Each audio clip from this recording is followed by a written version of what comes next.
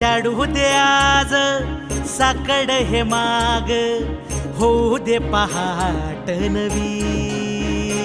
आता होऊन जाऊ दे साऱ्या जगाला पाहू दे, पडू दे पाऊल पुढं. जरी काट पाया खाली लाख येळा येऊ दे, पडू दे पाऊल पुढं. मोठी लढाई र लढू मातीसाठी र गड्या, मनगटाच जोर लावून.